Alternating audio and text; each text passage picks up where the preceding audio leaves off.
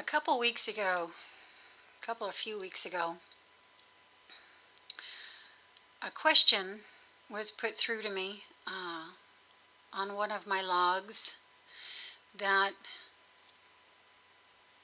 I really felt impelled to answer. It seemed important. It seemed pertinent to some questions I myself had about my own experiences.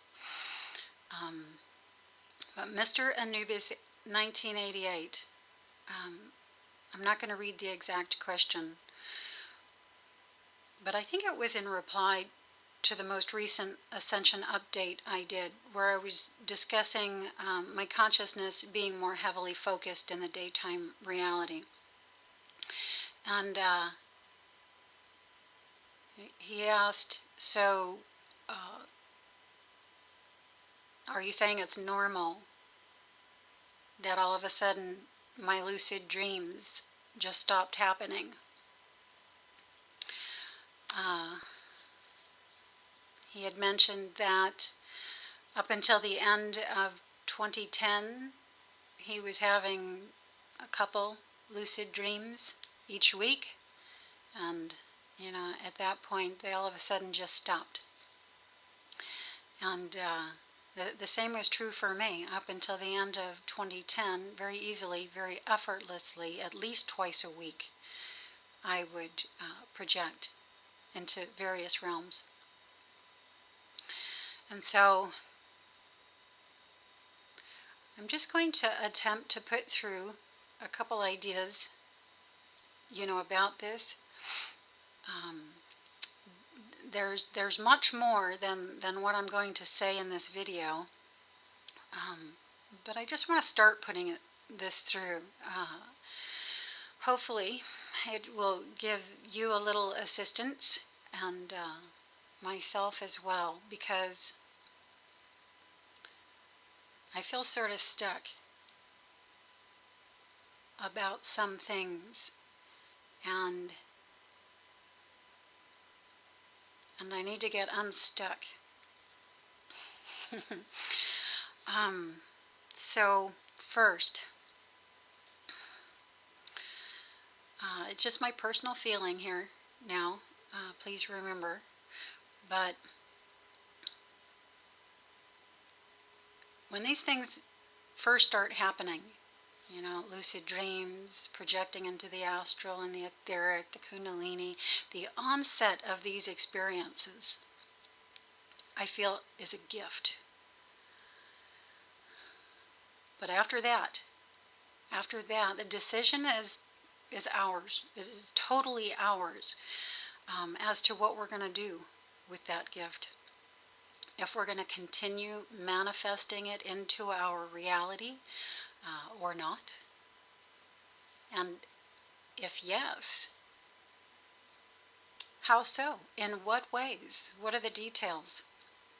Because they can be manifested into our reality in many different ways. And so, what are you going to do with the gift? How are you going to continue manifesting it into your reality if this is your decision? Is it your decision? Is it my decision? It's something that we have to get clear on, I think. When my experiences first began, two things were very key and very clear. One,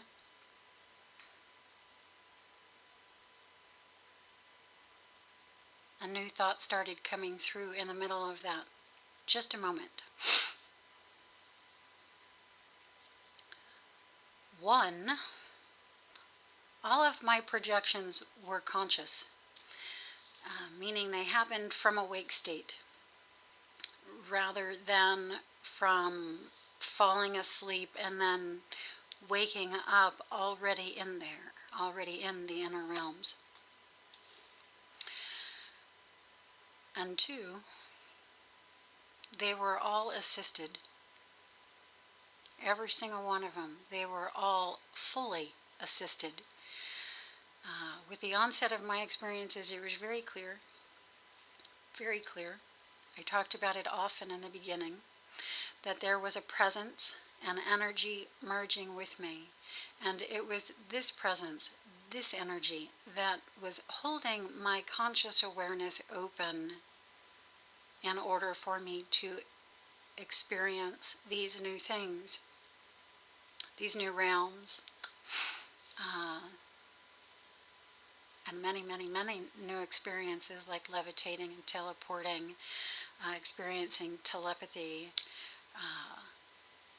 working things through, but in less physical realms. Until now,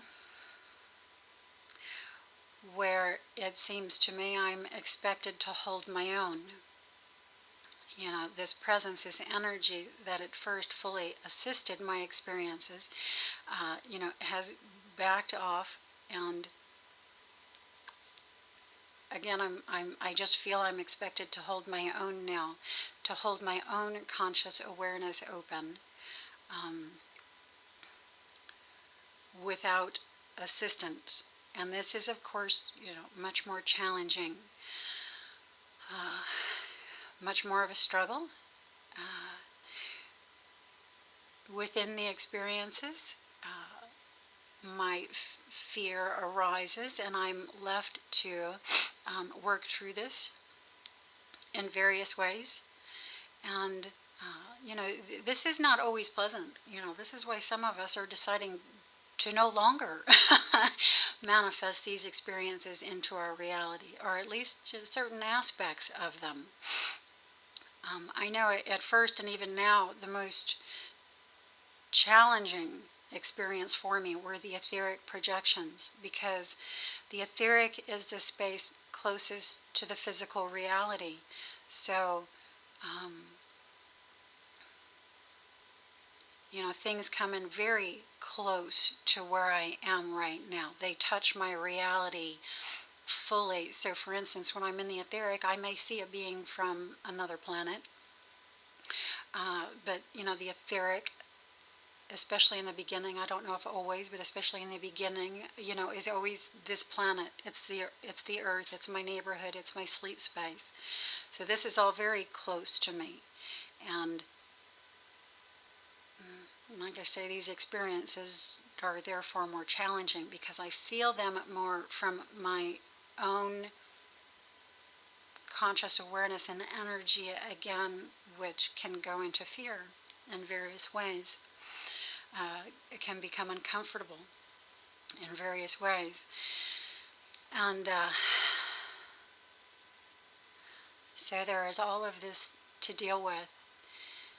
And in the middle of it all, there does seem to be something important in here about shifting consciously, shifting from awake state, at no point blinking or going into fear or losing any degree of consciousness at all. This seems key to me, because I feel I am shifting not just my consciousness, but my body as well. I feel I'm bringing the body with me, and in my estimation, the body, the form I visually see here as representing me in this reality, is no more than my consciousness. It's no more than consciousness. It's the evidence of my consciousness. And as my consciousness shifts and opens up to more of the light, opens up to more of what is, the form I see representing me shifts in conjunction. It shifts with it. It evidences the shift. It evidences the new awareness, the new reality. And so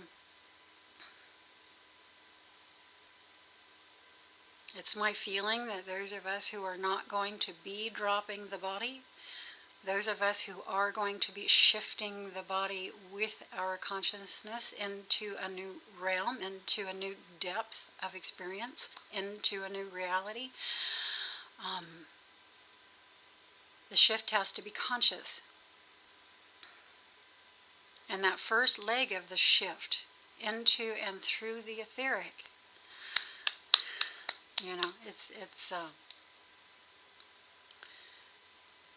there's a lot we have to work through. And you are going to have to choose whether or not you're going to decide to do it. And if so, whether or not you're going to decide to do it consciously, or to sleep through the shift and then wake up in the new reality. And that, I feel, would include, to some degree, dropping the body.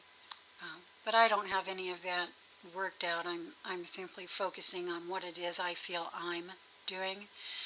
And so mostly, I'm putting these things through to you.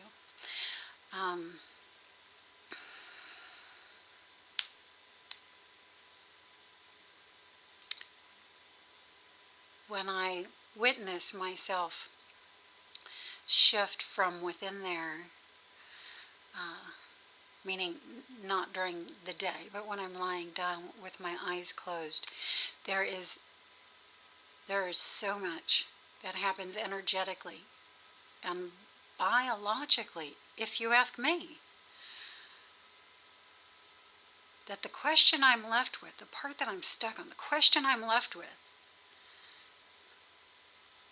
is, what effect does the conscious shift, the shifting consciously, have on the body? I'm wanting details. I'm wanting the experience.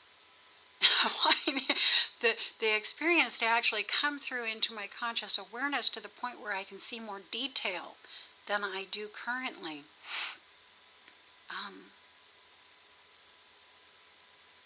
I want to recognize that I'm shifting and that I am in a new space, so to speak. I want to be seeing the evidence of this. There's something in this ballpark that I'm not clear on, that I need to be clear on now. And so this is fun. I'm going to go back and see Bashar, I hope, if he has some availability for me. At the onset of my experiences 2 years ago, I visited with Bashar, and he was the extra energy needed, that extra push that brought me into the awareness of the shift and the Kundalini triggering and my conscious projections. And so I'm going to bring my questions to him with the hope that his energy will help give me that little extra push through this as well. And I will let you know what he has to say, as well as what my questions are in more detail. The last thing before I sign off for today, it's already getting long, so I'm not going to put through what happened this morning. For the most part, it's unwordable, that depth of experience that is very challenging to put words to. But it was all, in the realm of sensuality and sexuality. I had watched an Alex Gray documentary, and his visions, of the body and spirituality and physicality, had a lot to do with triggering this, and it was absolutely unbelievable. But in this projection, there was someone who I feel might be here. And if you are here, I would appreciate it if you'd let me know. And so, if your name is DeJewel, I don't know if I'm pronouncing this right. Dujul. If your name is Dujul and you're here, will you write me? Thank you.